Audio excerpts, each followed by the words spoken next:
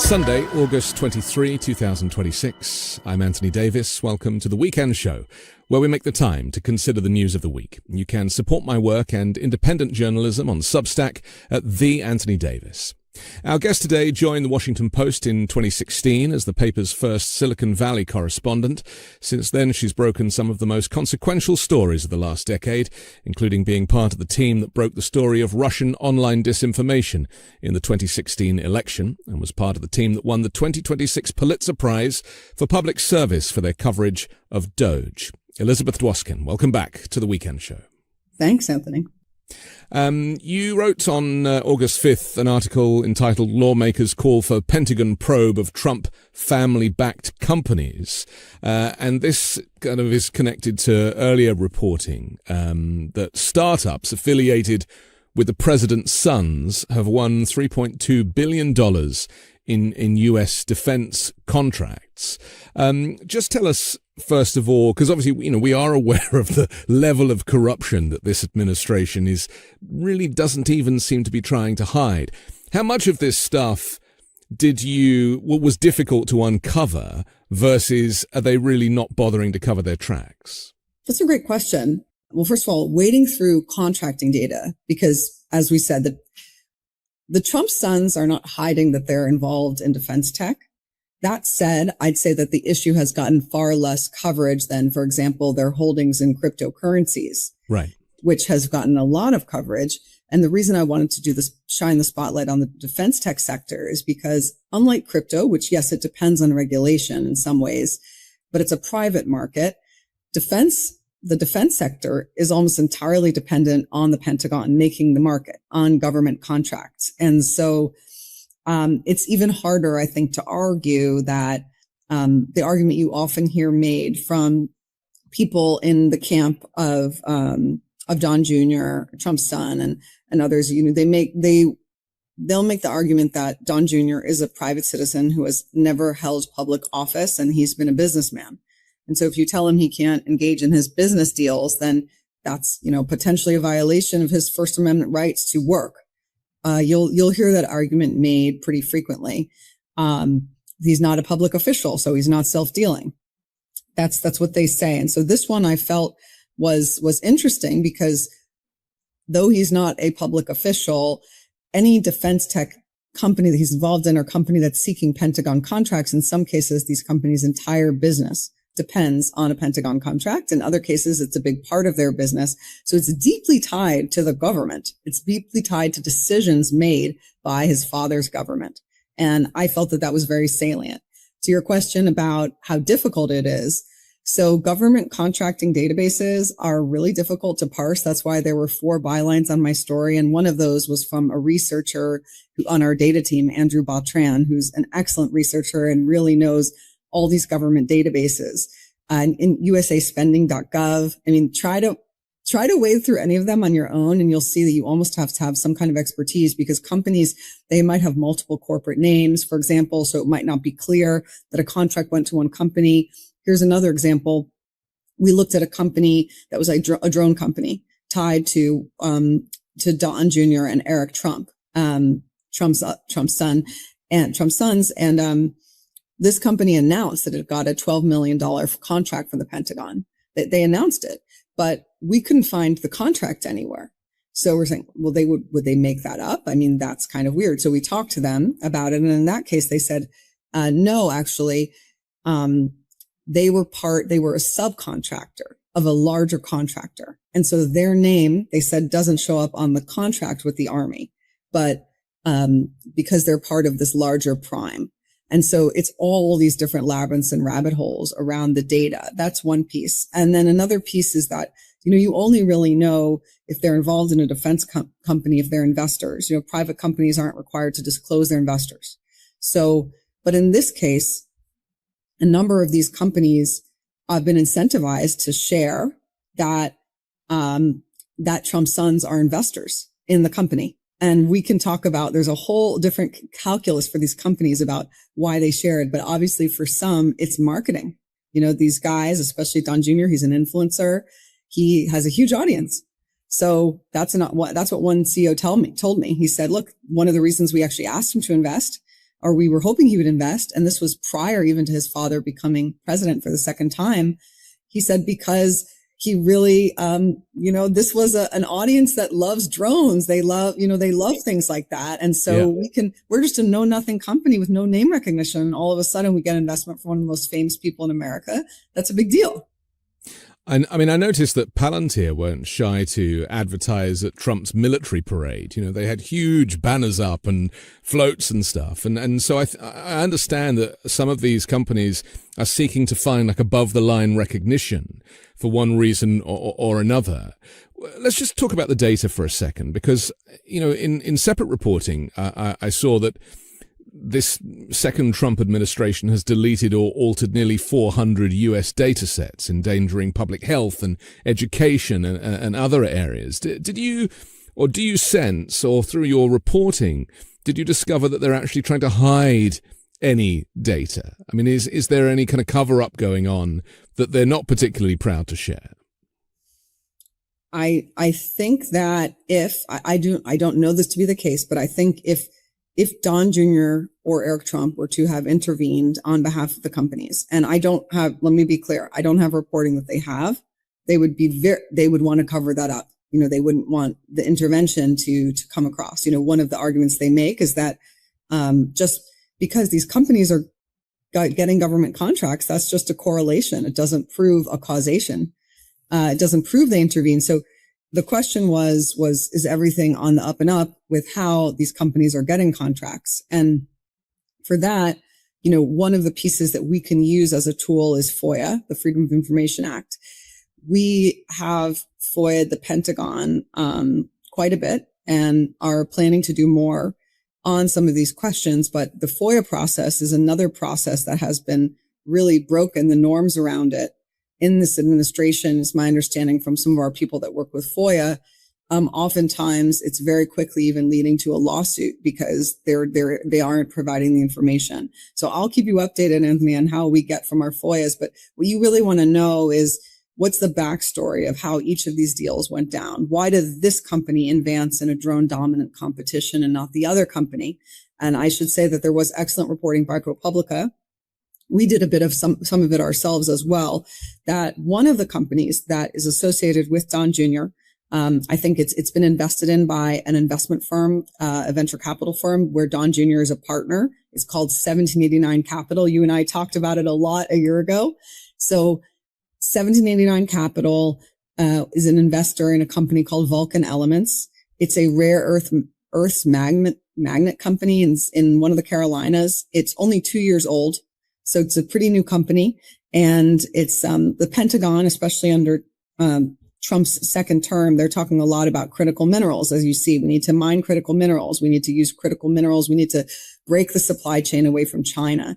And so this company springs up. It fits in with their strategic priorities, and all of a sudden, it gets a loan from the Pentagon for $620 million from the Office of Strategic Capital, which is the office within the Pentagon dedicated to innovation.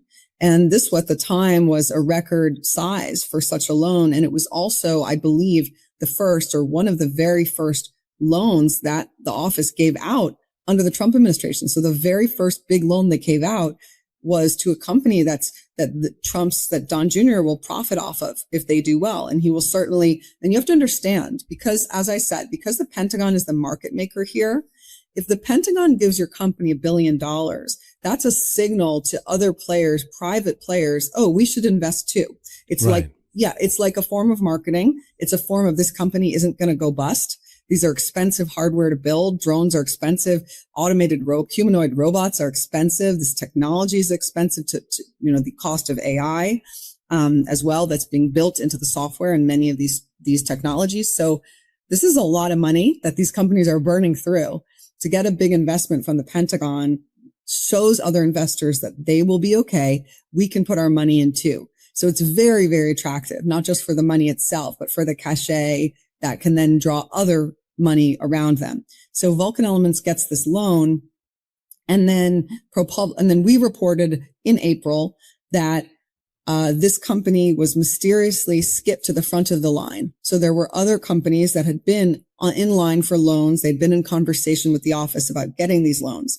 And suddenly people who worked in the office were confused because suddenly they were told, no, Vulcan is going to get a loan. So we reported that in April, and then ProPublica reported shortly after that Peter Navarro, who's an influential White House advisor, I'm sure familiar to your audience, that Peter Navarro intervened with that office and basically steered the loan towards Vulcan. And Vulcan's response is, we didn't know. By the way, John Jr.'s response is also, it wasn't me. Look, right. That reporting never pointed to me. Right. I didn't know, but certainly someone intervened for them. So the reporting also states that 1789 Capital saw its assets surge to $3 billion in managed capital right after the presidential election, enabling it to buy major stakes in pre-IPO companies like SpaceX and Cerebras.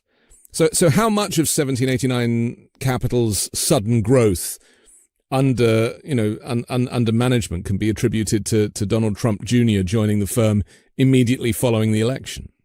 Yeah, within days of his father winning, by the way. It's one of the first things he said publicly as I've joined this venture capital firm. So if you ask my opinion on why it is that they were sort of not a well-known firm prior to Don Jr. joining, they're known in Silicon Valley now as a very politically connected firm. Like when you're taking their money, you're also doing it as a signal to the Trump administration that you want to work with them and that you're on their side on a certain level. So it's known, like it's just a wink, wink. They don't need to say, oh, we'll get you a contract with the Pentagon. They may not be saying that. They say they're not saying that at all, and they have no knowledge of it. And that may very well be true. But I do know from many sources in Silicon Valley that the decision to accept money from them is part of the calculus is, what do you want your relationship with Trump to be? It's a signal to the Trump people. So you asked about why it is that they had under $1 billion. My understanding is well under $1 billion prior to the end of 2024 when Trump gets reelected. And then a year later, when I did my story about one of the partners in 1789 Capital, who's a JD Vance advisor, named Chris Buskirk. So Chris is one of the partners, and Chris Omid Malik, who's a Trump donor, and then Don Jr. joined as a partner.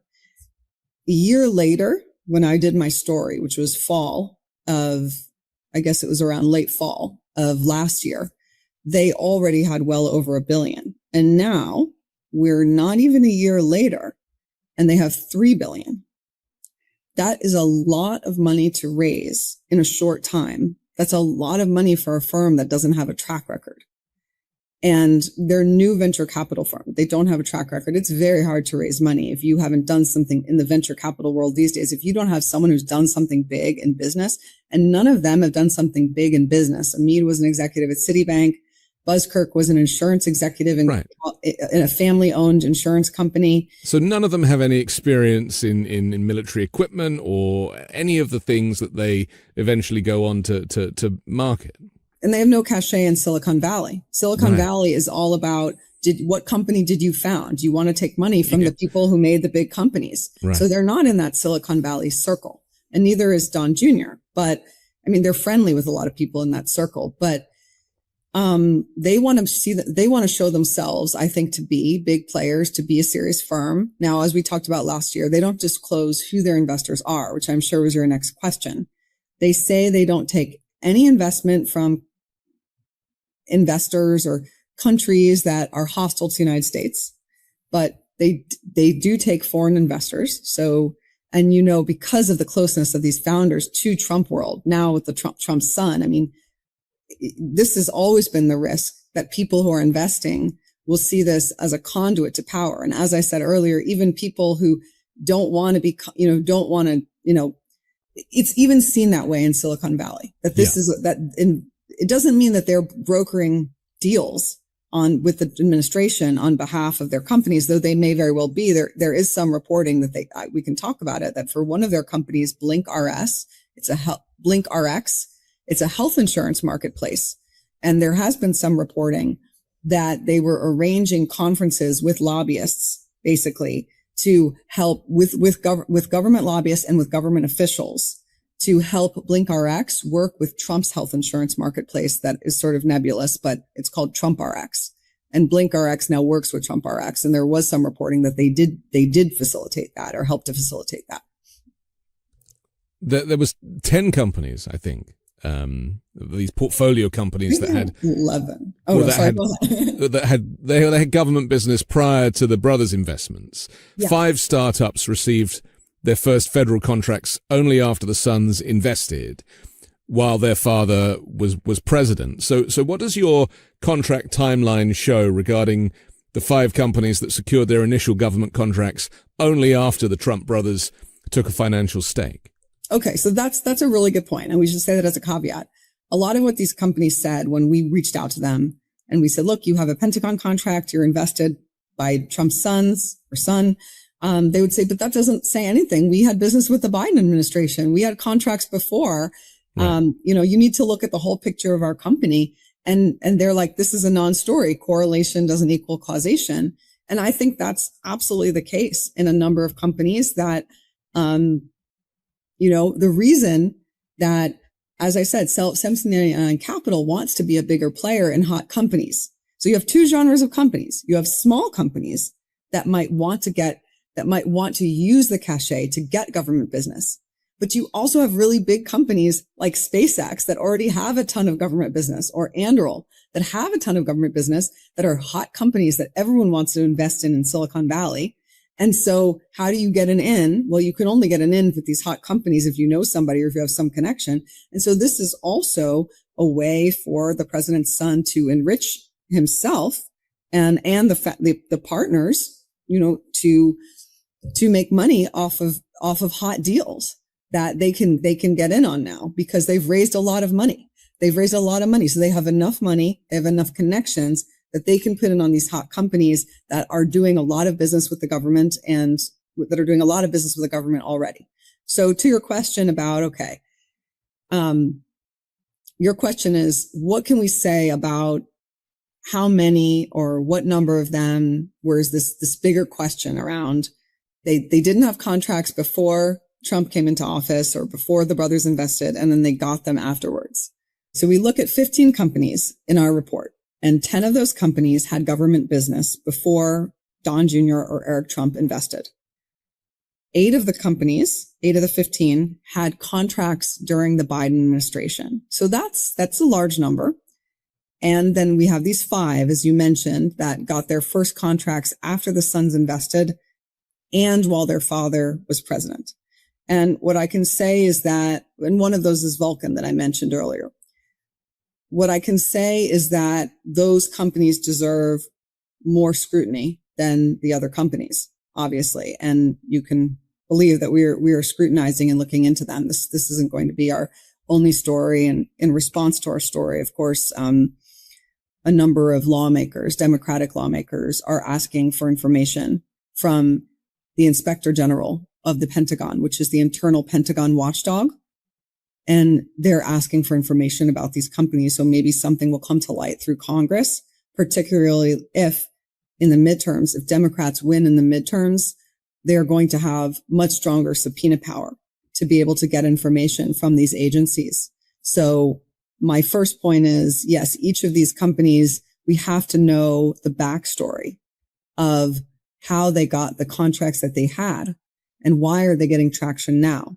One answer to that question is that we knew that the Trump administration the Pentagon has shifted its focus. The Biden administration was already going in this direction. So let's talk about drones, okay? Right.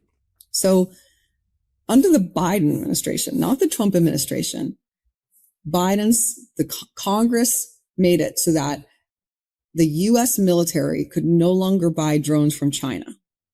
Okay, first of all, you're like, wait, the U.S. military until 2024 was buying drones from China? That does seem like a security risk in the world that we live in today. And you have to understand how quickly warfare is evolving, because the Ukraine war starting in 2022, that drone warfare has basically emerged as the main mechanism through which the war is being the war is being fought and waged. Right. And we've heard that the U.S. military has admitted that they're woefully underprepared for this shift in warfare.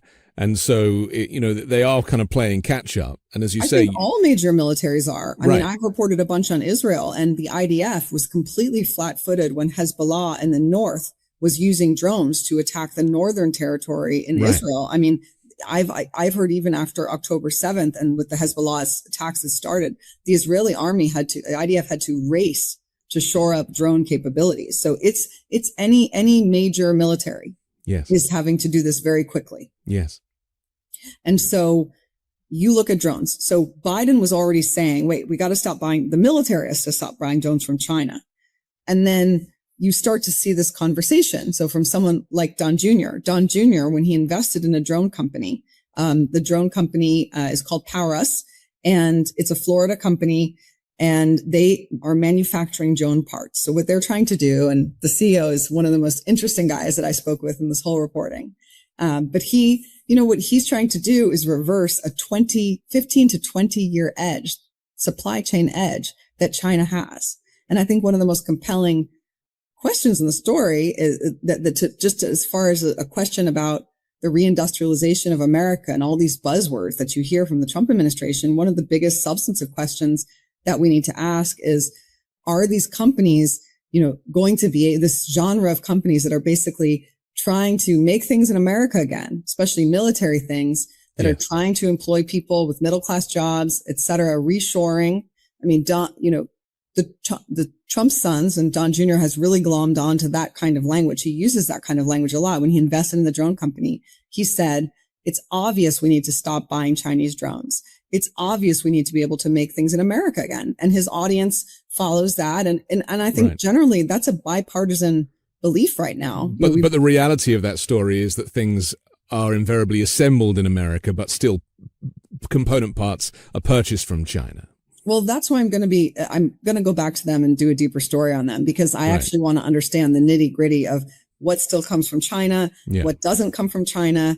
This isn't just assembly. This company is doing manufacturing. They're actually forging the components in the United States. So those components have always come from Asia. Yeah. And now there are some attempts like this one to make these components. And what the guy basically said was, we really needed the help of the US government because China we need a protectionist industrial policy, because we need an industrial policy in America because China has a 15 to 20 year edge, and that's causing a national security risk.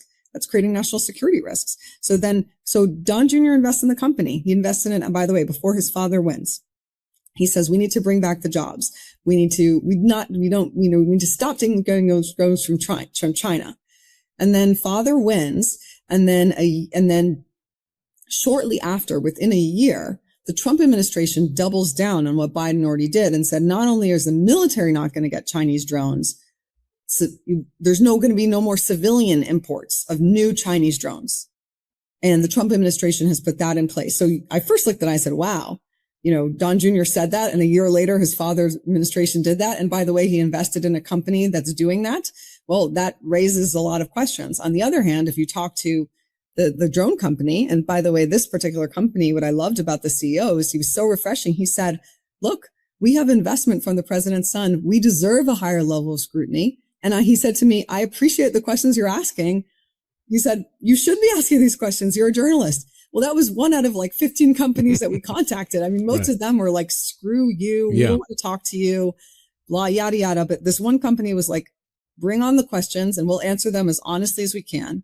And what he said was, look, he said, I have no idea if Don Jr. had anything to do with this policy around non-importing Chinese drones. He says, what I can tell you is that it was already underway under Biden, and Trump just revved it up. There's bipartisan consensus around this. And he also said, and I hope, by the way, that Don Jr. is talking about me everywhere.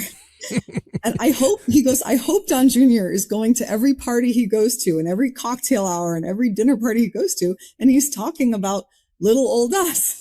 Right. And so I said to him, do you hope that he's talking with you about his friend Pete Hegseth in the Pentagon? Do you hope he's talking about you with officials? Do you hope that? He said, well, I do. What would be wrong with that? We haven't done anything wrong. And I said, well, this is an interesting conversation to have, because then if you get a contract or you get business from the government and reporting comes out that it was because Don Jr. advocated for you, well, then there will always be a question of whether taxpayer money was used well and fairly, and whether you got that business fair and square, or whether you got that business because of nepotism and corruption. And he says, he just pauses for a second. He says, you know what? He says, that's all true. He says, you're absolutely right. And that's something to think about. He said, but right now, from where I sit, we're just trying to win. And he said, we're just trying to win. Trying to win business as opposed to trying to win a war. Yeah. He said, I have to weigh the perception of corruption against the actual dollars and cents that could come into my business. Yeah. I mean, but isn't this the fundamental problem with this overt capitalism and corruption that are intrinsically linked in America? That, by nature of dancing with the devil, as a lot of these companies are doing by taking government contracts under a government that is run in such a corrupt way, that there is a paper trail, and that ultimately in the future, I don't know whether it's going to be the midterms, it may be a decade on, when some of these individuals are held to account, that these people will be involved and will be cited as being enablers or co-conspirators, or however they might be described. I just want to ask you about the timing of the Iran war, because... wait, before you do, I want to say that... Go ahead. You say, okay, so you say to this guy, and this is the only person out of 15 who was willing to have a really reasonable conversation sure. about Go this. ahead. So they say to this guy, okay, what you just said, Anthony, 10 to 15 years from now, there will be this reckoning. Yeah. And you will be seen as one of the corrupt ones, potentially. There's that.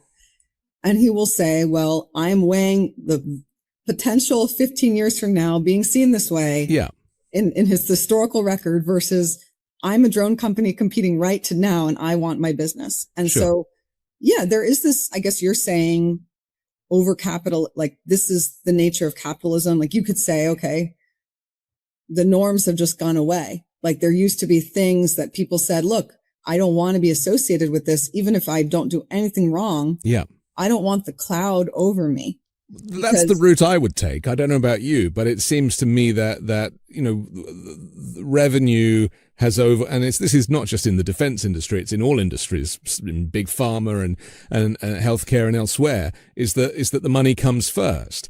And clearly, if you are a defense company and Donald Trump or the Trump administration wants to buy your equipment or invest in your equipment, or their associated individuals want to invest in your equipment, you run in the other direction. Yeah, I don't know if my own norms are shifting. I guess I see part of my job is when you do get to have real conversations with people, you get to see different sides of the issue. And I think, personally, I would be on your side of, well, I don't want the appearance of a conflict because that could tarnish my reputation. And I'm trying to think of my reputation in the long term. Right. And so I think I would fall onto your side, but that's probably why we're both journalists and we're not in business. So though I do know people in business. But does politics come into this? I mean, is it the case that if people are Republicans, MAGA Republicans, and their mindset is they're all in with this regime, that they wouldn't even question these types of deals? Well, I don't know if the CEO is a MAGA Republican. But it's a relevant point, though, isn't it? That people who have been, brainwashed by this movement, if they are business owners, they're not going to question Trump's or associated businesses and their intentions there either. I think there are definitely a lot of people for whom either the norms have gone away or as people say, the Overton window has shifted around a lot of these norms. And we're seeing that every day in every field in journalism. By the way, I should say the company, and because I'm busy mom, the company is called Unusual Machines. Okay. PowerS is another drone company that also is in Florida. That also is invested in by the Trumps. Right. But the not to be confused. The CEO who was the most insightful is the CEO of a company called Unusual Machines. Okay. We have to take a quick break, but I'll ask you my question about the Iran war after the break and the timing of the war, because, you know, it's all very well having the gear, but you got to have a war to use the gear, I guess. So we'll do that next here on The Weekend Show. A brief word on something practical, and I'll say this as someone who didn't grow up with the American healthcare system. Medicare is bewildering. Hundreds of plans, shifting rules, and a torrent of marketing. And somehow, every option manages to look both official and suspicious at once. Here's the piece that most people never hear. Many Medicare agents are paid more to place you in certain plans, which rather explains the quality of advice on offer. Which brings me to our partner, Chapter. Chapter is the only Medicare advisor that compares every plan nationwide, and they're honest, not paid to steer you toward any particular plan. They'll walk you through your options in plain English, and if you're already on the right plan, they'll simply tell you so. The service is free, takes under 20 minutes, and has saved people an average of $1,100 a year. If you're on Medicare, or soon will be, make it easy on yourself. Call Chapter at 334-441-3570. We're back on The Weekend Show with Elizabeth Dwoskin. I'm Anthony Davis. Elizabeth, just before the break, you know, we were talking about the government contracts and the corruption that we're seeing quite clearly from the Trump regime that has not been seen in previous administrations. We talked about the fact that they don't even seem to be hiding it, not undermining your reporting, of course, which has obviously required an awful lot of effort. But I want to ask you about the timing of the Iran war. There's, of course, the Ukraine war, which was kind of ongoing anyway, that Donald Trump said he could end in 24 hours with a phone call. Well, you know, here we are nearly 5 years later, and that's still raging. And he promised some Patriot missiles there. He's changed his mind this last week. This week we've also got Jared Kushner and Steve Witkoff meeting with Vladimir Putin, going to deliver a message, apparently. So some very kind of unusual moves happening. But regarding the war in Iran, it's pretty much agreed now that it was Benjamin Netanyahu that somehow convinced Donald Trump to enter into this war. Trump boasts that no other president has been able to do this, and critics would argue that no other president would dare go to war with Iran to maintain the status quo, no matter how uncomfortable it might be amongst Gulf nations. And we now know that war has spilled out into other Gulf nations. And then this last week, we've also had Trump threatening to bomb Oman, which is one of the few countries in the region that has actually been a kind of intermediary with negotiations and an ally to the United States. So from a war perspective, it's chaos, and there has been vast numbers of casualties, not just U.S. Service personnel, but also, of course, civilians in Iran. The timing of switching this warfare over from traditional ammunitions over to drone warfare. We're seeing the drones even flying through the Strait of Hormuz. I mean, you know, this is the direction of travel for all future conflict. And I was reading about the fact that it's very unlikely that a human's going to even get in a fighter jet and fly into a war zone within a decade. I mean, everything will be remote controlled, and warfare will look completely different. Might even be in space. This is also true. Space too. Fortunately, we have Space Force fighting for our rights up there. The timing of the Iran war versus the timing of these investments with your reporting, is there a kind of clear through line? Because we know that Jared Kushner had a back channel with Netanyahu for decades. I mean, Netanyahu used to stay at his house when he was a child, apparently. I think he gave up his bedroom for him to sleep over. I mean, there are some kind of very interesting entanglements there. And, you know, Witkoff and Kushner, they're not professional diplomats or negotiators, and they have failed to negotiate anything at any point, and yet they're still at it, including J.D. Vance. Not that the Iranians are keen to talk to him at all. So, and one of them has significant business interests in the very region for which they're negotiating, whose future they're negotiating. Right. So, are you referring to Gaza and to the Riviera? No, No, I'm just referring to Kushner's large. Oh, Kushner, yes. Large, his financial firms that are really invested with lots of Middle Eastern capital, and he's out there as a diplomat, also negotiating the political future of the region. Right. That's another. Not to mention trying to buy an island with his wife Ivanka and all sorts of weirdness. But anyway, let's just talk about the timeline of the conflict. So there obviously was some insider knowledge. The day we heard about the attack on Iran, there was obviously several weeks leading up to that where conversations were being had. And we know that Netanyahu was actually in the Situation Room, which is extremely unusual. There is no precedent for that in the White House, certainly. So, I mean, insider knowledge, insider trading. I mean, this is basically where this story goes. So what are your thoughts on the timeline of the war versus the timeline of these financial investments? Yeah, and the poly market bets. And the poly market. There's so much. Go ahead. I mean, there was somebody on the inside betting and making money off the timeline and off the Venezuela invasion timeline too. Right. And Trump is invested in poly market. And so is 1789 Capital, I believe. Right. I believe they are. Let's see on the timing. I don't know, because I cover the world of Silicon Valley and venture capital and business and politics. I'm less plugged into who might have been the Pentagon insiders who knew about that. What I will say, if to go back to some of the questions around drone warfare and some of the questions. So you've seen, and there's been this conversation very recently about the U.S. stockpile of weaponry is being drawn down by this conflict.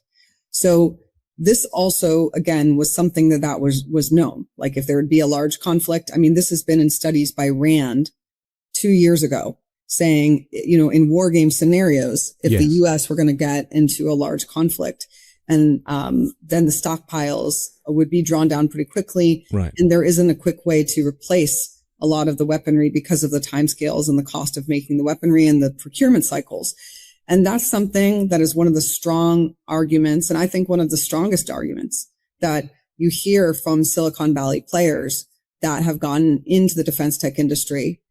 People are real, this is like a hot industry now. And I think one of the strongest arguments they've made is that, if we were going to get drawn into a conflict, or in this case, if Bibi Netanyahu convinced Trump that we should be in this conflict that other presidents weren't willing to go into because it was way too risky and we weren't likely to win, and it could cause a regional war and all sorts of other reasons, that we're not, that it was so well known that we would draw down the stockpile. So what I think is interesting about that is that now you see these meetings that the Pentagon is having with some of these defense tech companies saying we need to rev up production. And Hegseth had a meeting that my colleague Pranshu reported on. And, it's clear to me, or at least I think that it's just another data point that there wasn't much planning that went into this war.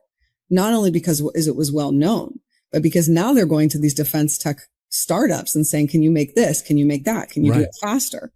And this is a real test of how fast these companies, their whole premise is the Andurils of the world and then smaller companies, we can make this weaponry faster and more scalable. That's their whole value proposition.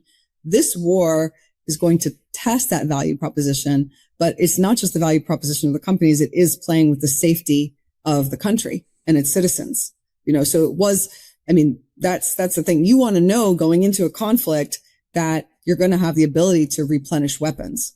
And if the conflict lasts for X amount of time or Y amount of time or Z amount of time, this is how we're going to replenish our weaponry. And clearly, just based on these urgent meetings with these companies, that wasn't thought out.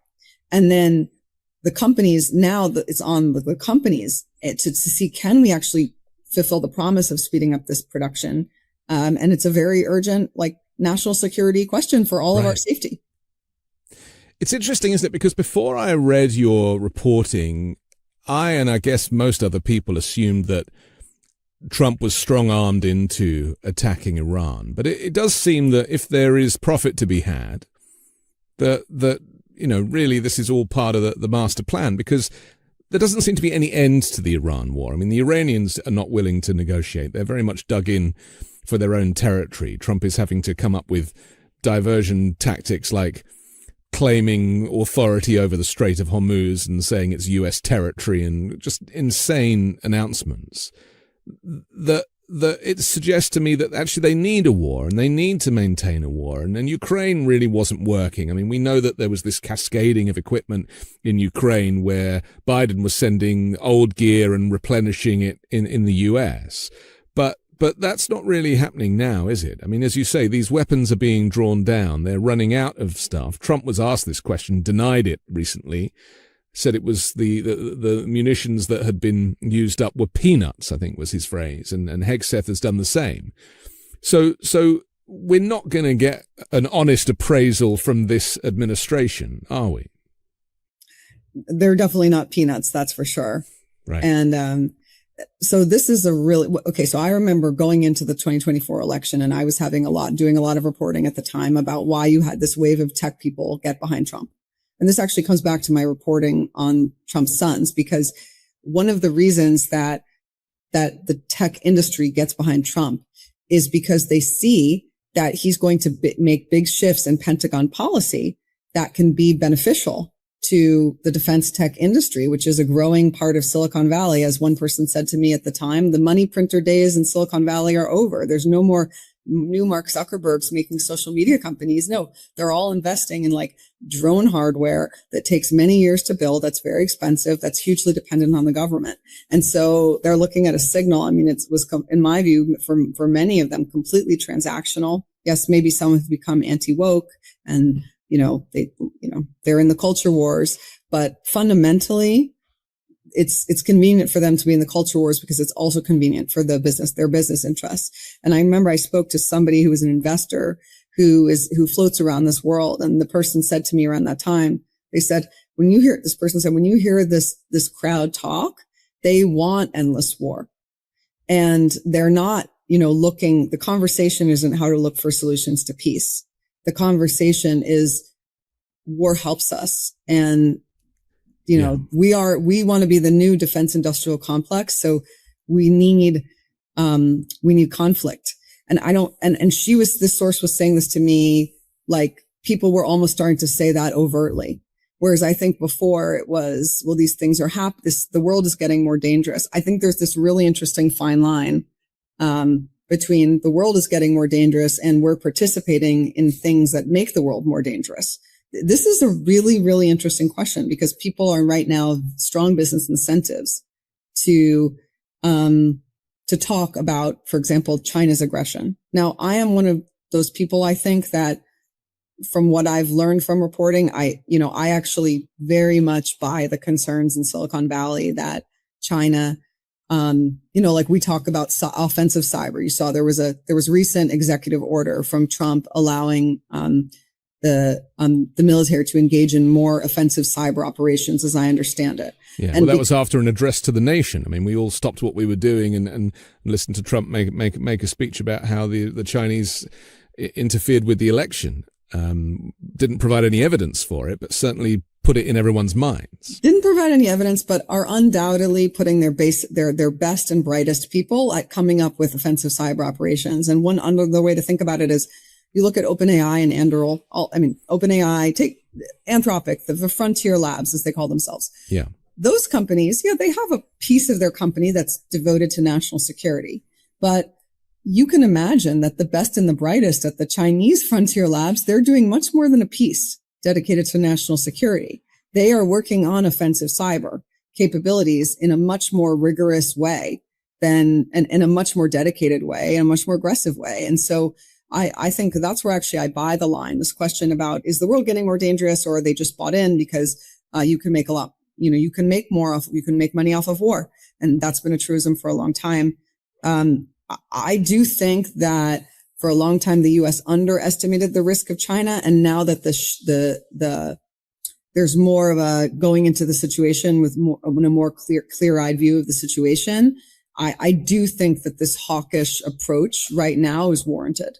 But right. That said, there's, of course, a lot of business interest involved in it. And as some people said, like in generations past too, some of these technologies would have been developed within the Pentagon.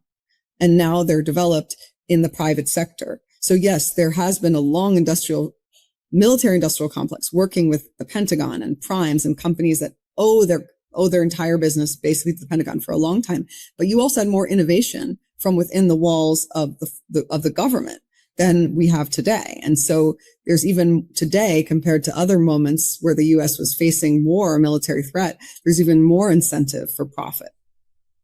This week, Trump turned his back on South Korea and decided that he would kind of stop the exercises that are going on there, or certainly reduce exercises that were going on there to protect from a kind of nuclear threat from North Korea, saying that he's good friends with Kim Jong-un and therefore he trusts that he won't do anything bad, and he hasn't done anything bad in the last few years since I've been president. I mean, just completely unhinged. And I mean, this stuff has been criticized by bipartisan senators and congresspeople, basically saying that this language is insane. But it all contributes towards what you're reporting, which is that, you know, they are actually looking for conflict, because if you follow the money, there is great profit to be had. And by destabilizing the world and shifting the world order as they're doing, it gives opportunity that might not have been there before.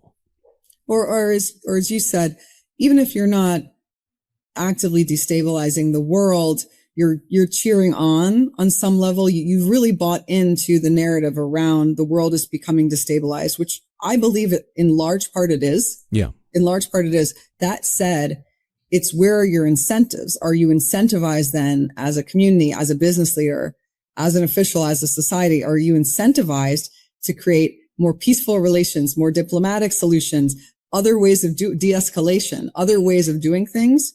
Or are you incentivized towards escalation? And that's where I think that's where the incentives are become misaligned. Right.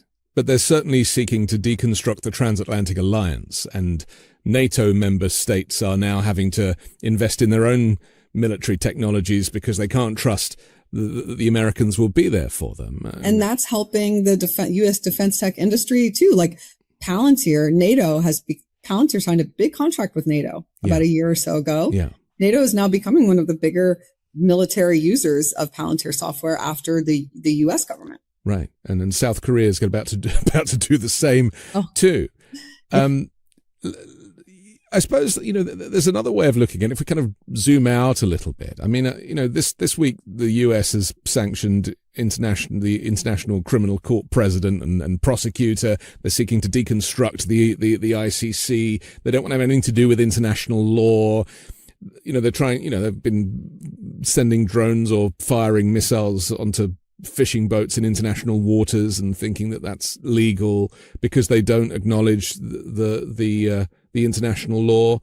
I mean, is the US becoming more lawless generally? Because this isolationist attitude is not making any allies or making any friends, and you know, you really can't be driven by profit. I mean, a country is not a business, and that kind of goes back to the argument that a businessman does not make a great president. Well, sure, there's been a casting aside or a rethinking of norms on the international front and on the domestic front. I mean, what was Doge? I mean, countless things on the domestic front. Right. But I mean, I think also probably a lot of these norms could deserve to be rethought, but that doesn't mean that they deserve to have a sledgehammer taken to them. They are there for a reason, and societies have continuity for a reason. And if you're going to really you're going to blast through norms that have kept the world in a more stable place in certain ways, have kept the country in a more stable place, or affect people's future of citizens, people's safety, people's jobs. You better have a really compelling case for why you're doing it.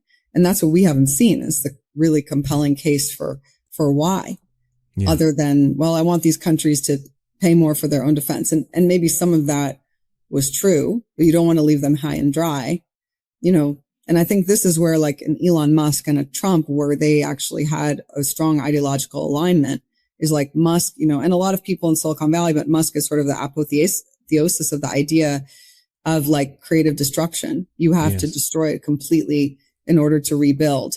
But that may work in certain scenarios, but it's been a disaster in many cases in foreign policy and in domestic policy. And it's created more chaos and it's created value. So you have to look at the end and say, did it create more value? Like, look at Doge. Okay. We go back to Doge. What is Doge now? It's a small office. This is, similar to the Iran war, which we thought, oh wait, maybe all that would come of Iran is the status quo before Iran. And now it's before the war. And now it's unclear whether that will even be the case, because Iran is coming out even more strengthened from the war. Yes. After Doge, what is Doge now? It's a small office in the White House that's trying to redesign the retirement system, that it's being run by the former co-founder of Airbnb, who was a designer and responsible for Airbnb's sleek look.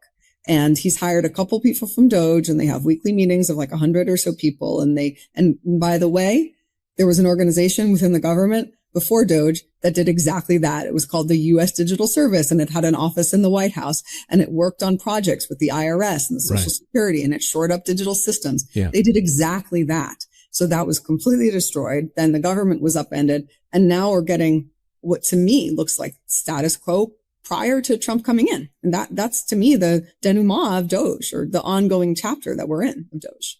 Elon Musk admitted recently that maybe he went a bit too far with Doge.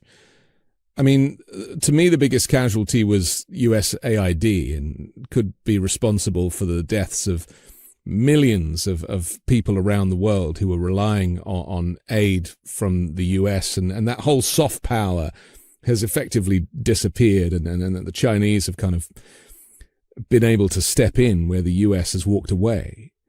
But is it the case? You did so much reporting on Doge. I mean, tell me, just referencing that and where we're at now, the gutting of the US, the Project 2025 described it as, the deconstructing the administrative state. And that's very much what Doge did, but with a sledgehammer. So that the remnants, what's left, because of course Musk has got out of the picture visually, but I'm sure that he's still involved through back channels. Well, he's also investing heavily in the midterm elections. He's building a PAC again, and I'm sure we'll rally a number of figures like Joe Lonsdale, a number of figures that were helpful with America PAC. I'm sure we'll come back in. But he's also the largest recipient of military contracts through SpaceX, right? So not the largest, but a large, very large. Okay, but isn't it around like 90% of these new contracts are headed towards SpaceX and another company, and that the Anduril is getting a lot of new contracts, right? Yeah, and so this is where, I mean, we're talking about vast sums of money, tens of billions of dollars here, aren't we? Yeah, just remember, almost like, I think it's a statistic, like half of the Pentagon budget goes to contractors, and the Pentagon budget has almost $1 trillion budget. It's bigger than all the other agencies in the U.S., just to get a perspective of what we're talking about. And they're now asking for another 1.3 trillion, I think, for next year. So just regarding Musk and also SpaceX and its involvement with Musk as owner, I mean, how much of the stench of Elon Musk still lingers in the halls of the Pentagon and the White House? Well, I think he 1,000% he pulled back. There was a lot of, he needed to attend to his companies. Well, that was a PR thing, wasn't it? No, you mean the PR disaster that Doge was he needed to attend to. Yes, he needed to attend to the declining reputation of his companies because of this, and also he wanted to attend to the upcoming public offering of SpaceX. And you can see that they've put a lot of energy into them. I don't know. We're a long time. I could talk to you for a long time about that too. But okay. So Elon leaves. He still has some influence, which he exercises through Steve Davis, who was his deputy and one of his most trusted confidants and deputies. And Steve Davis still was exercising influence, I understand, in certain personnel decisions, etc. Then you have Gebbia, the Airbnb co-founder, who basically took the mantle and pitched to Susie Wiles, the chief of staff, Trump's chief of staff, that he would get an office in the White House to do, I'm telling you, almost identical to what USDIS. If I could interview him, which I hope to one of these days, that'll be the first question I ask him. What's the difference between what you're doing and what they did before? Why did you need to go through all that creative destruction when you're not actually creating much that's different? But you destroyed a lot. One thing I'll say about Doge, about USAID. So there was a paper that was written. This is something that I'm going to be reporting on. So I'll just give a little teaser because we're at the end. But there was a paper that was written. So one of the arguments you've heard from Trump officials is we should shutter USAID. And obviously not everyone was bought in on that. But those that were felt that U.S. aid should be shifted towards private investment. So instead of just funding humanitarian goals, direct funding that goes through NGOs around the world, or direct funding through government agencies themselves, from government to government, you have what they want to do is fund through other financial vehicles, loans, insurance products, etc. They want to put money into private companies around the world that have some kind of, they say, humanitarian goal. There's a lot more I could say about that, but let's just say this. I would love to have a conversation with you about that maybe in 2 months. Well, there's more business to be had around the world, isn't there? And so follow the money is the phrase that keeps coming back. Listen, we have to finish, but I'm so grateful to you for the work that you do. It's so important, and I know how much it takes to get that done. So, but for now, Elizabeth Dwoskin, thank you for joining The Weekend Show. Thanks for having me. It was a pleasure. I'm Anthony Davis. Don't forget to support me and independent journalism on Substack at The Anthony Davis. And I'll come back next Sunday with a brand new special guest and more factual news to discuss on the 5 Minute News Weekend Show with Midas Touch.